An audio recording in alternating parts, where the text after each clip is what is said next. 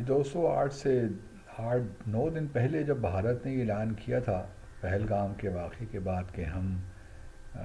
Indus water treaty کو ان ابینس میں رکھ رہے ہیں، تو میں نے اس کے بعد ایک شو میں کہا تھا، ڈی سائفر ود عبد الباسی، جو کہ اے پی این نیوز پہ آتا ہے، کہ اگر بھارت نے پاکستان کا پانی روکا یا اس میں کمی کی تو پھر پاکستان جو ہے انفراسٹرکچر جو انڈس واٹر ٹریٹی کی وائلیشن میں ہوگا اس کو بھی نشانہ بنائے گا۔ تو یہ بات بھارت میں کافی پھیلی، اور گزشتہ روز اب ہمارے ڈیفنس منسٹر نے بھی یہی بات کہی ہے۔ میں نے جو بات کی تھی وہ کسی خاص انفارمیشن کے کی بیسس پہ کی تھی، اور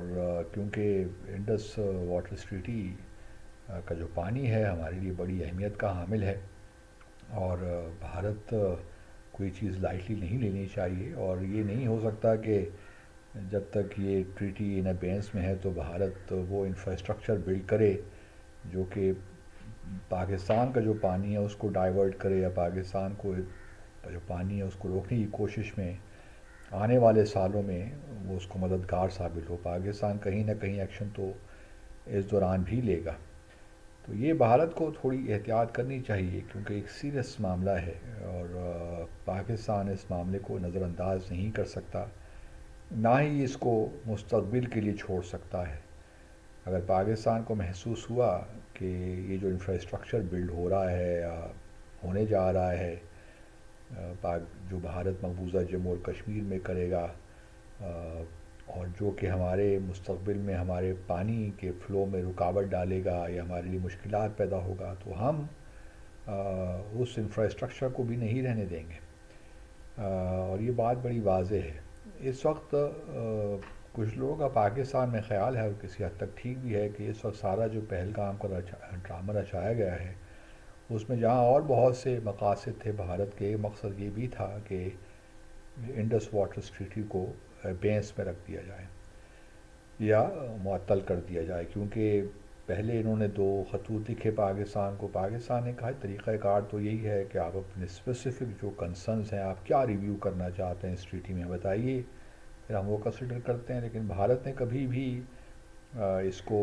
جو ہے سیریس جواب نہیں دیا، اور پھر کراس بارڈر ٹیررزم کو بھی ایک وجہ بنا دی گئی، اس کی وجہ سے بھی ہم اس ٹریٹی کا ریویو کرنا چاہتے ہیں۔ اب جب یہ پہلگام کے واقعے کے بعد پھر انہوں نے ایک تفصیلاً خط لکھا کہ کراس بارڈر ٹیررزم کس طرح ان کے کانٹیکس میں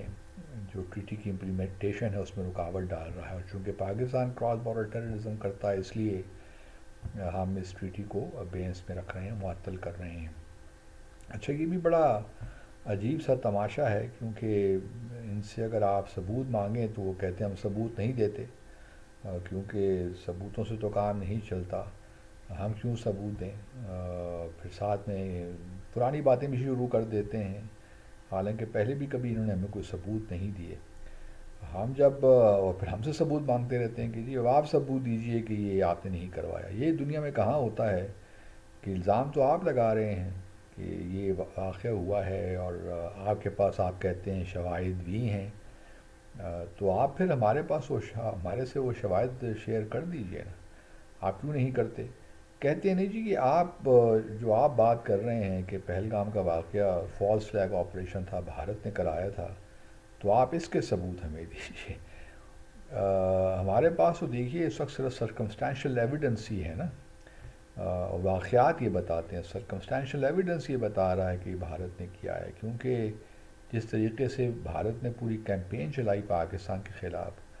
وہی اتنی کمزور کیمپین تھی، اور اس میں اتنے ہولز تھے، گیپس تھے، کہ لگتا یہی ہے کہ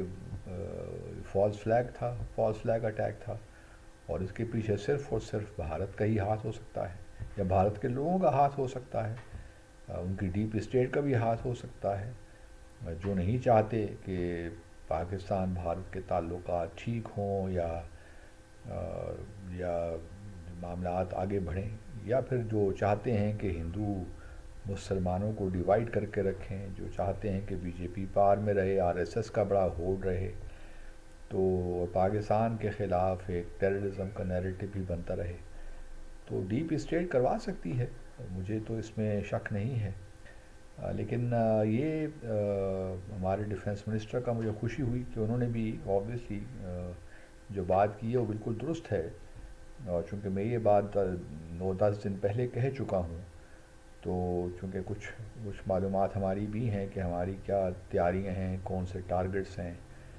کن کن جگہوں پہ ہم اٹیک کریں گے اگر پاکستان نے اس وقت اگر کوئی اٹیک کیا، کوئی مس ایڈونچر کیا، تو پاکستان اس کا بھی جواب دے گا،